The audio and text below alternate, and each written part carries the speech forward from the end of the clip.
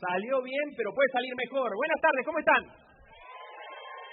Bueno, ahí está, mucho mejor. Estamos a día jueves a la tarde ya. Estamos entrando en la recta final de nuestro campamento. Quizás estás un poco cansado, ya pasó el mufa-pufa, los deportes. Pero quiero animarte que en esta tarde estés atento para lo que el Señor quiere hablarte, ¿sí? Desde que supe que iba a estar compartiendo aquí, lo hemos hecho con los chicos, con todos los que han estado compartiendo. Hemos estado orando para que en esta semana el Señor hable. Así que van a ser 35 minutos que te pido que tengas las antenas bien abiertas para escuchar qué es lo que Dios te quiere enseñar. Estamos viendo una vida fuera de serie, una vida que no fue de este mundo. Vimos el día martes con Ronnie que el profeta Elías, después de confrontar al rey Acab, Dios le dice que vaya a esconderse al arroyo de Kerit. Y ahí lo sustenta de una manera milagrosa, lo sustenta con los cuervos. Y después de eso le dice que vaya al lugar más improbable donde mandarías a alguien a buscar alimentos, en ese momento a Sarepta, a la casa de una viuda. Y Elías obedece a Dios y va. Y vemos cómo Dios le provee. Y claro, Ronnie nos enseñaba que la lección que Elías tenía que aprender era la lección de la dependencia en Dios. Eso es lo que vimos el martes. Dependencia que Dios quiere que nosotros tengamos también en Él. El día de ayer veíamos con Juani, él nos hablaba que Elías, después de una victoria tremenda ahí en el Monte Carmelo, donde él desafía no solamente a Acab, sino además a los 450 profetas de Baal, es amenazado por Jezabel. Vimos ayer las características de esa mujer. Una mujer malvada, una mujer idólatra, una mujer que hizo pecar al pueblo de Dios, lo amenaza de muerte. Entonces Elías, en un momento de temor, en un momento bajo en su vida, en un momento de depresión, huye. Y es lo que nos contaba Juan y ayer. Ahora lo interesante de ese momento de la vida de Elías es que Dios sale a su encuentro en el monte Horeb. Un encuentro precioso. Porque aprendíamos con Juani que Dios lo alimenta. Y no solamente lo alimenta materialmente, físicamente, sino que además lo alimenta emocionalmente, espiritualmente. Y esta es la reflexión a la que Juani nos invitaba ayer a la tarde. En nuestros bajos, en nuestros momentos tristes, en la depresión, podemos confiar en un Dios que desea alimentarnos en todos los sentidos. Y luego de eso, lo que va a suceder es que Dios le pide a Elías que unja a quien va a ser su sucesor, que unja a Eliseo. ¿Viste en la serie de Netflix cuando la serie se sale de la trama principal, se sale del personaje principal y toma 1 o 2 capítulos para abordar un personaje secundario? Aborda ese personaje secundario y después vuelve a la trama. Bueno, eso es exactamente lo que va a pasar en esta tarde. Porque el personaje central en el que vamos a estar pensando en los próximos 30 minutos no es en Elías, sino que vamos a estar pensando y reflexionando juntos en la vida de Eliseo. Y mira lo que dice la palabra de Dios ahí en el primer libro de Reyes, capítulo 19, verso 19. Dice que partiendo él de allí, cuando dice que partió él de allí, está hablando de Elías, parte del monte Horeb donde se encontró con Dios.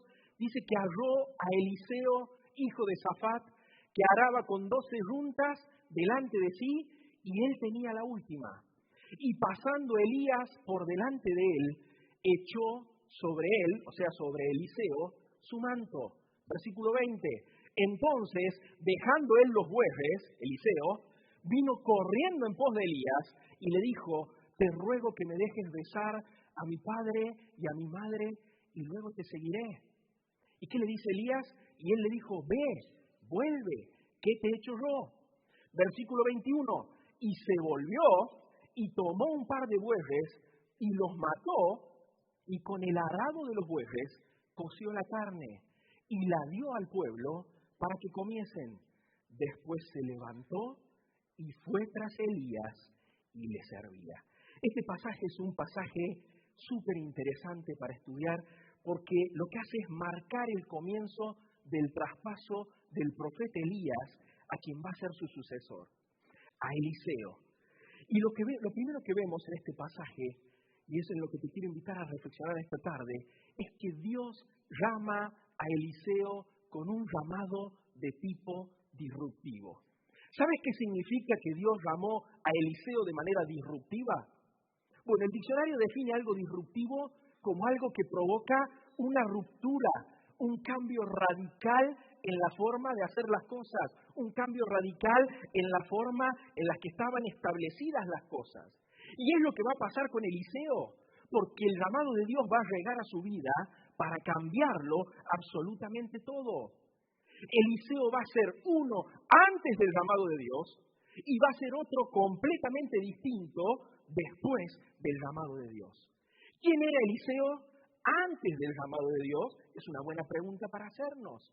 Bueno, Eliseo era un hombre ocupado en las labores del campo. Ahora, él no era cualquier campesino.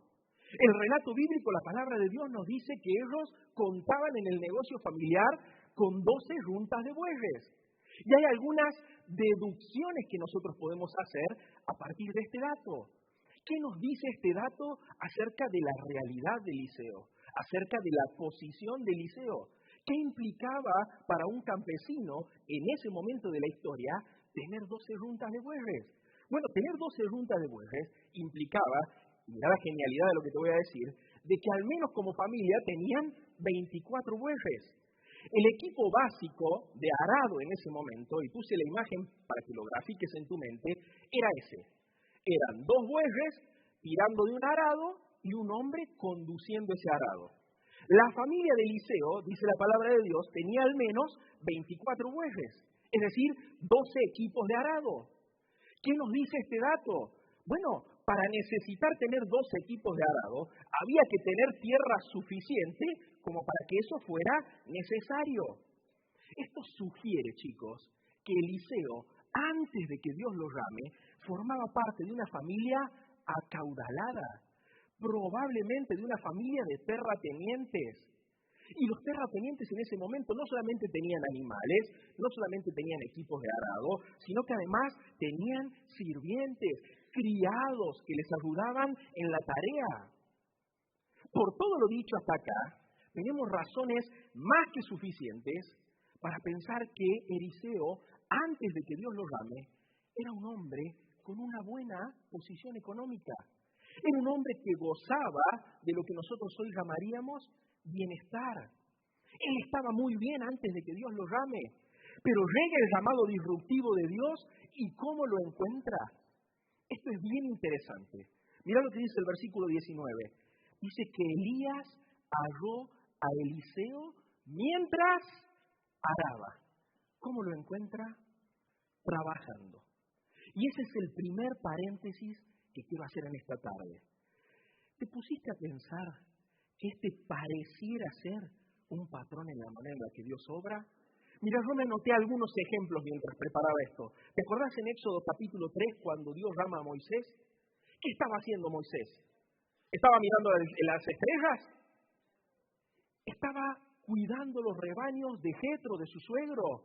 Y en ese lugar Dios sale a su encuentro y le llama. Gedeón, Jueces capítulo 6, ¿qué estaba haciendo? Estaba en el lagar trillando el trigo, escondiéndolo de los madianitas, de los enemigos del pueblo de Dios. Y ahí es donde Dios los llama. Estaba trabajando y es llamado por Dios. ¿Te acordás de David? ¿Cuál era el rol de David? David era un pastor de ovejas. David fue el último en el que su padre, su familia, pensó que podía ser el ungido de Dios. Pasaron todos los hermanos primero y quedó él como el último. Y en Primero de Reyes, capítulo 16, en el primer libro de Samuel, capítulo 16, cuando Samuel unge a David, ¿dónde lo busca? Lo busca en el campo. Estaba trabajando, estaba cuidando las ovejas de su familia. Y si te venís al Nuevo Testamento, Pedro, Andrés, Jacobo, Juan, ¿qué estaban haciendo cuando Jesús los llama? Estaban remendando las redes, chicos. Estaban pescando, estaban trabajando. ¿Cuál es el patrón común en todos estos casos que acabo de mencionarte?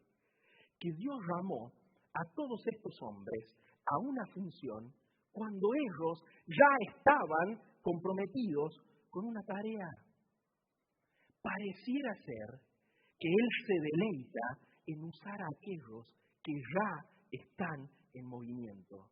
Pareciera ser que Dios se deleita en llamar a aquellos que ya están mostrando responsabilidad, que ya están mostrando esfuerzo, que ya están mostrando disposición en alguna tarea que están haciendo. sabemos además que Dios es un especialista en encargar cosas mayores a aquellos que han sido fieles en las cosas menores. Entonces vemos este patrón y podemos concluir en el hecho de que, a ver si aparece ahí, si lo pueden pasar chicos ustedes. No, ahí se pasó el anterior. Bueno, podemos concluir en el hecho de que el llamado de Dios, ahí está, muchas veces no es la interrupción de una vida pasiva. Es decir, vos mirás el patrón bíblico y pareciera ser que Dios no llama a los que están mirando el techo, sino que muchas veces o generalmente el llamado de Dios es la redirección de una vida que ya está activa. Eso es lo que sucede en cada uno de los ejemplos que acabamos de mencionar. Y es exactamente lo que sucede con Eliseo. Por eso es un llamado disruptivo, porque es un llamado que llega a su vida para cambiarlo todo. Lo que nos lleva a la primera pregunta reflexiva de esta tarde. Lo que nos lleva a lo primero que me gustaría que pensemos juntos. ¿Qué uso estás haciendo de tu tiempo? ¿Cómo estás utilizando el tiempo que Dios te ha dado? Y quizás vos podrías responderme, bueno, pero mirá, Jeremías, yo en realidad tengo 15, 16 años, ya voy a tener toda la vida para adelante para tener responsabilidades. A lo que yo te respondería, justamente por eso te lo pregunto, porque tenés 15, 16 años, estás en la etapa ideal. Déjame decirte que no va a haber otro momento en la vida donde tengas más tiempo liberado para hacer las cosas bien y para servir a Dios que este. Entonces, por eso es necesaria la pregunta. ¿Qué estás haciendo con tu tiempo hoy? Si conociste a Cristo esta semana, bueno, hay un Dios eterno por conocer. Y ahí vas a tener que usar tu tiempo. Ahora, si sos un hijo, una hija de Dios, que venís de una iglesia local, ¿qué tan activo estás en el servicio a Dios? ¿Qué tanto estás edificando a la iglesia? ¿Qué tanto estás bendiciendo a los demás? Tené presente siempre, querido adolescente, que Dios se deleita en reorientar la vida de aquellos que ya están haciendo algo. Cerramos el primer paréntesis y vemos a Elías que encuentra a Eliseo trabajando. Y tiene lugar una acción que es recontra llamativa. Porque sigue diciendo el pasaje que Elías va a poner sobre él su manto. Así termina el versículo 19. Y echó sobre él su manto. Y yo pensaba en esto. No es como nosotros esperaríamos que sucediera. No hay ningún momento en el relato bíblico donde Elías le diga a Eliseo literalmente que Dios lo ha escogido para ser el profeta de Dios, para ser el profeta suyo. La única acción que tiene lugar es esta. Elías pone sobre él su manto. Nosotros quizás nos imaginaríamos en nuestra mente del siglo XXI algo así, ¿no? Elías ahí en una cafetería, aesthetic, tomando un café con Eliseo, diciéndole, bueno, mirá, tengo un mensaje de parte de Dios. No sé si calaron el detalle ¿de qué son los alfajores? A ver. ¿De qué son? Son de pistacho, chicos. Estuvieron toda la semana encerrados acá, se perdieron la tendencia. Son alfajores de pistacho. Nosotros esperaríamos que estuvieran sentados en una cafetería, así sería en nuestro tiempo, y que Elías le diga a Eliseo, bueno, mira, tengo una encomienda de parte de Dios, Él te ha ungido para que seas el próximo profeta al pueblo de Israel, esperamos que digas que sí. Pero nada de eso sucede. La única acción que tiene lugar es esa. Elías echa sobre Eliseo el manto. Y para eso, claro, hay que entender un poquito la cultura hebrea. ¿Qué es lo que sucede? ¿Por qué él echa el manto sobre Eliseo? En la cultura hebrea antigua, el manto era una prenda muy importante. Era un símbolo de autoridad, pero no solamente era un símbolo de autoridad, sino que además era un símbolo de identidad. En el caso de Elías, que era un profeta de Dios, su manto representaba su función, representaba su oficio. Su manto decía de él, este es un profeta del Dios verdadero, este es un hombre consagrado a Dios, este es alguien que tiene la autoridad para hablar en el nombre de Dios. Y lo vemos a Elías despojándose de eso y poniéndolo sobre Eliseo. Y con esta acción práctica, y ahora que entendemos qué era el manto y qué implicaba en ese momento, podemos entender qué es exactamente lo que está sucediendo. ¿Qué está sucediendo en este momento? Pues esta era una forma visible, clara, de señalar que Eliseo había sido el escogido por Dios, el hombre apartado por Dios, para continuar con la misión de comunicar su mensaje al pueblo. No era una elección humana, no era Elías quien lo estaba eligiendo, sino que era la confirmación de que Dios ya lo había elegido para esa función. Segundo paréntesis de la tarde. Chicos, el llamado siempre, en todo lugar, en todo momento, es una acción de Dios. El llamado siempre es una acción de Dios. No es una atribución que pueda tomarse un líder. No es la atribución que vos puedas tomarte como líder, quizás si estás liderando un grupo de jóvenes, si formás parte del liderazgo de tu iglesia. No es una atribución que pueda tomarse la iglesia. No es una atribución que pueda tomarse ninguna organización.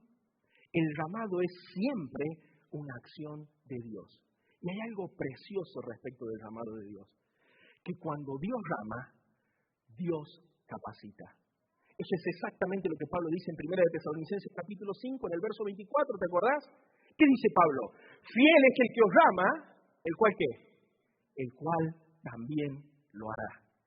Por eso, la expectativa del llamado, el lugar de donde debemos esperar el llamado, siempre es de Dios. Cuando no es así, cuando el llamado lo estás esperando de algún otro lugar, podés llegar a desanimarte. Mira, hay un autor que se volvió creyente, o se convirtió a Cristo, del siglo XX, que a mí me encanta, que se llama C.S. Lewis. Quizás conoces algo de él, quizás leíste algo de él, quizás viste alguna de las películas que están basadas en sus libros, las Crónicas de Narnia, por ejemplo. Hay una frase, un pensamiento de él respecto de esto, que cuando lo vi la primera vez me voló la cabeza. Él escribe así, escucha, él dice, nunca, pero nunca, deposites tu confianza en una persona. Por más que sea la persona más buena y más noble que conozcas. Y remata la frase diciendo así, hay muchas cosas interesantes que podés hacer con la arena, pero nunca querrás construir sobre ella. Claro, cuando nuestras expectativas están en los humanos, en los hombres, estamos construyendo sobre algo que no es sólido. Cuando esperamos en Dios, construimos sobre la roca que es sólida. Eliseo entendió esto. Entendió que quien lo estaba llamando no era Elías, entendió que quien lo estaba llamando era Dios. Y entendió lo que eso implicaba, que para ser el profeta de Dios, primero tendría que pasar por la escuela de la sumisión y del servicio. Acá empezaría un proceso preparatorio en la vida de Eliseo. Vos vas a ver que el relato bíblico sigue y a Elías todavía le queda ministerio por delante. Y mañana vamos a seguir hablando de la vida de Elías. Por eso te dije que hoy nos abríamos un poquito para después volver a la trama principal. Pero acá empieza la transición. Y Eliseo entiende esto perfectamente. Comienza para él un proceso preparatorio. Un proceso que llevaría tiempo. Palabra que a nosotros generacionalmente no nos gusta mucho. Tercer paréntesis de la tarde, chicos. Nosotros formamos parte de una generación que desea todo de manera instantánea. Claro, el mundo en el que vivimos ha formateado nuestro cerebro de esa manera. Mirá, ponerte un simple ejemplo. ¿Sabés lo que me hubiese costado hace 5 o 6 años atrás buscar en Google una imagen como esa? Hubiera estado horas buscándola o que intentara graficar la idea. Sin embargo, con la inteligencia artificial le di un comando y los conté. Literalmente a los 12 segundos tenía la imagen.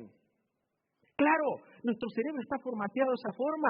Queremos que todo funcione de manera instantánea, inmediata. El problema está cuando transpolamos eso a los procesos de Dios. El problema está cuando queremos que Dios se acomode a nuestra expectativa de cómo nosotros entendemos que Él debiera obrar. Déjame decirte algo en este tercer paréntesis. Chicos, hay tantas cosas que Dios puede moldear en nosotros, que puede formar en nosotros, que Él quiere enseñarnos en medio del proceso, que si viéramos toda la foto completa, difícilmente quisiéramos perdernos de algo. Difícilmente quisiéramos perdernos de algo. Entonces, no te apresures. Más bien, ocupate y preocupate por tener un corazón humilde, un corazón enseñable en la etapa que sea que hoy te encuentres. Eliseo entendió eso. Él iba a ser el profeta de Dios, pero no iba a ser ahora. Él tenía que pasar por un proceso preparatorio. Vemos un llamado disruptivo. El reloj divino marcó la hora. Eliseo es hallado por Elías y comienza una historia completamente nueva en su vida. ¿Por qué empieza una historia completamente nueva en su vida? Bueno, por la manera en la que Eliseo responde. Eliseo responde con una voluntad dispuesta. Mirá lo que dice el versículo 20. Dice que dejando él los bueyes, vino corriendo en pos de Elías. Vemos en Eliseo una reacción rápida, pero al mismo tiempo le hace un pedido a Elías y le dice, déjame ir a besar a mi padre y a mi madre. Y no creemos que ese déjame ir a besar a mi padre y a mi madre sea un intento de retraso. Él ya ha decidido seguir a Elías. Él ya ha decidido obedecer a Dios. El simple hecho de que haya dejado todo y haya salido corriendo atrás de Elías es una clara muestra de eso. Eliseo no está tratando de retrasar la cuestión. Él lo que sí sabe es lo que está por delante, es decir, no tiene un peso por lo que va a dejar atrás, pero sí sabe lo que implica decirle que sí a Dios.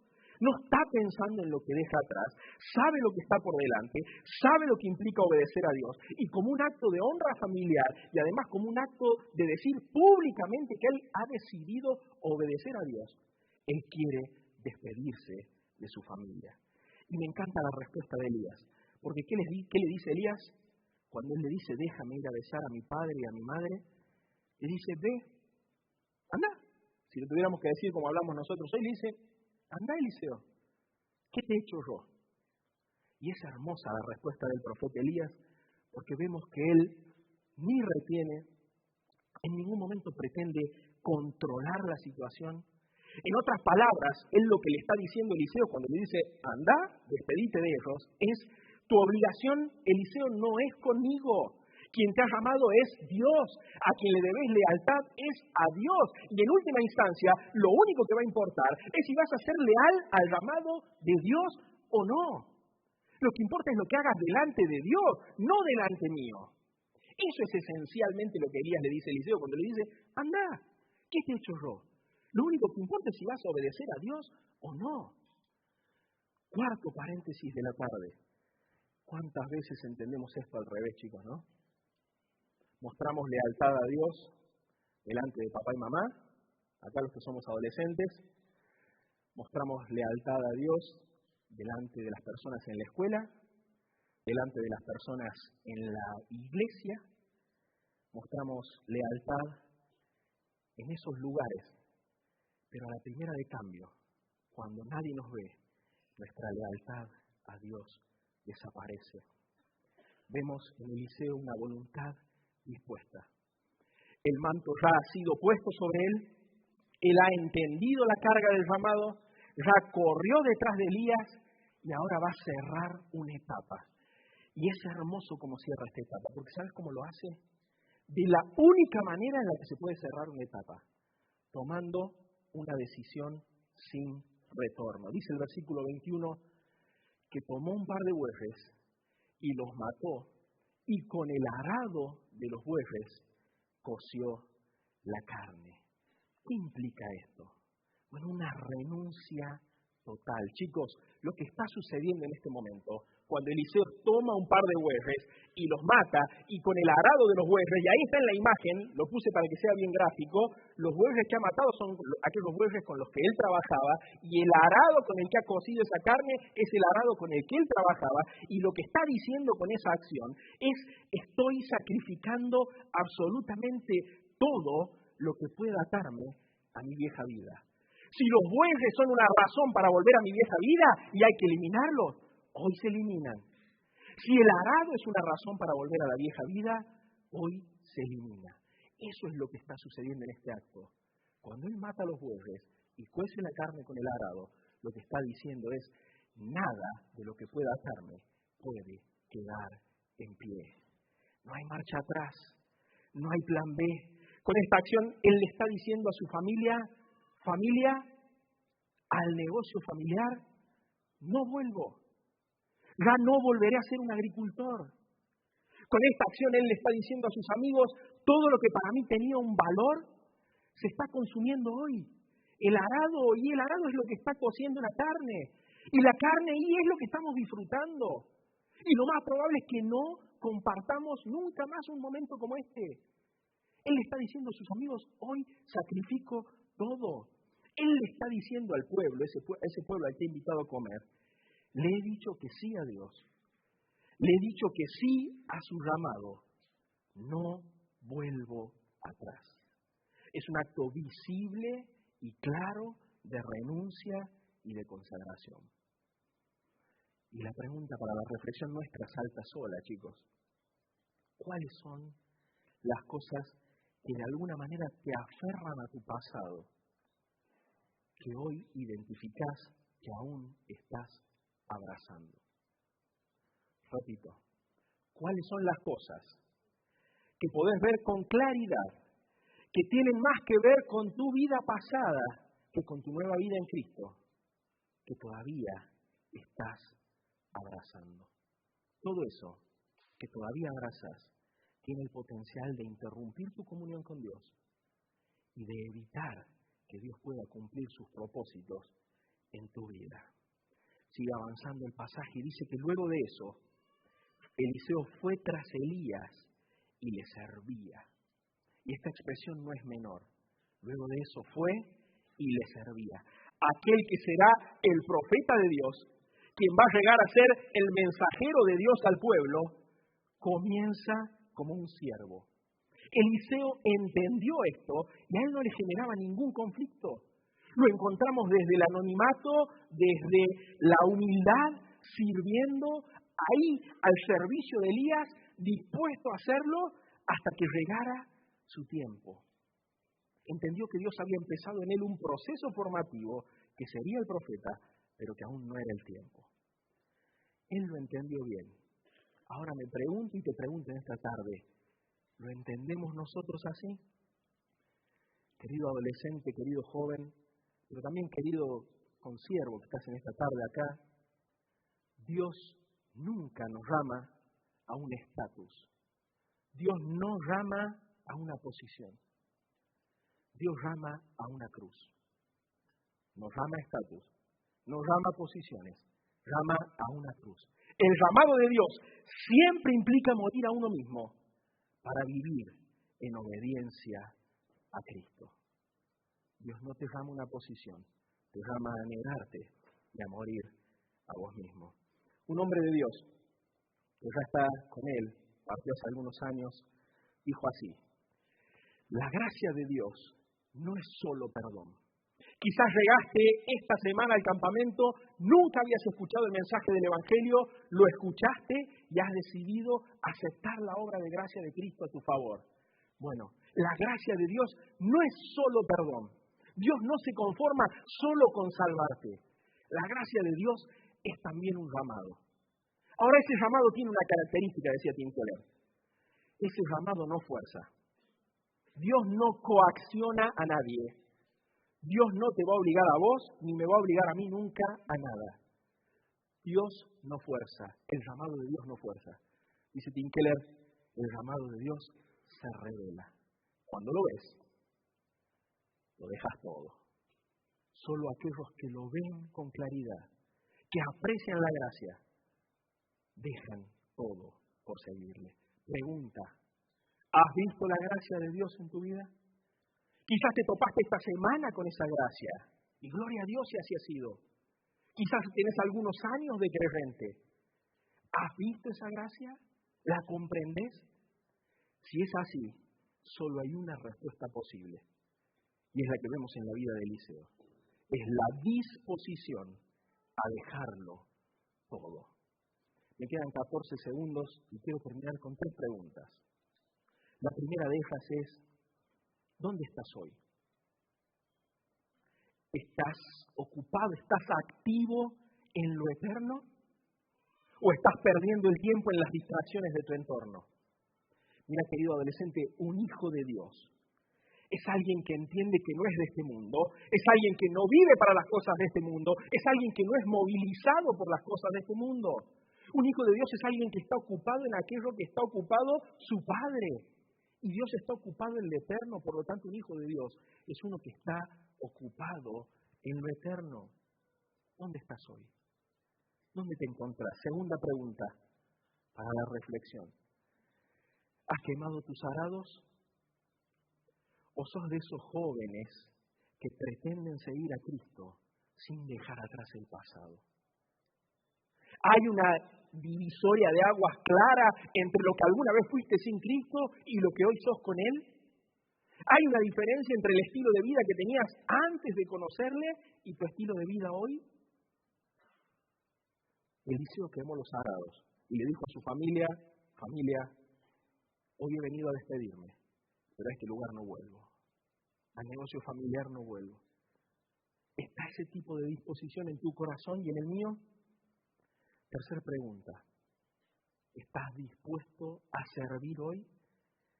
Chicos, al igual que Eliseo, todo aquel que desee ser un instrumento de Dios debe desear antes que cualquier otra cosa ser un siervo. Y como un hijo de Dios, como alguien que no es de este mundo, déjame decirte que esa es la más noble de las aspiraciones que pudieras tener. ¿Estás dispuesto a servir a Dios?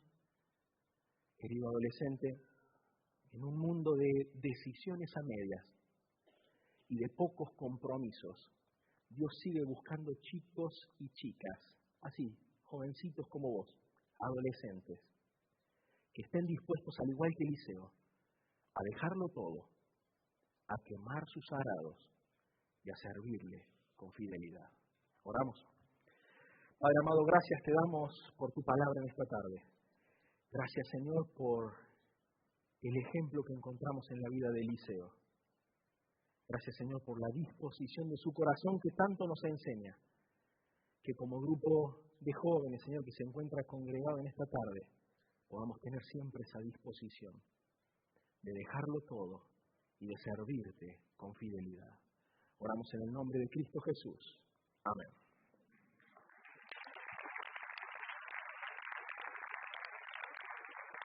Bien, gracias, Jere. Otro fuerte aplauso para Jere. Bien, y estamos llegando casi al final del campamento. Queda un día. ¿Cuántos quieren irse ya a su casa? Bueno, hay un par. ¿Cuántos no se quieren ir a su casa? Bien, disfruten porque queda un día de campamento. Y antes que se levanten, antes que se vayan, un segundito, tenemos un par de anuncios. Ahora, a las 8 de la noche, tenemos la comida de la cena en el comedor, pero inmediatamente terminan de comer, a las 9:15 volvemos a este lugar porque tenemos preparado una noche de desafío. Una noche donde vas a ver actuación, donde vas a ver un montón de cosas que se prepararon para desafiar tu corazón. Así que te animo a que estés pensando en lo que dijo Jeremías hoy, y pienses a qué te está llamando Dios. Mañana a la mañana no hay devocional, sino que venimos a este lugar porque tenemos la reunión durante la mañana. Consejeros, atentos, mañana a las 9 venimos acá para la reunión. Sin más, nos despedimos y vayan al comedor para la comida.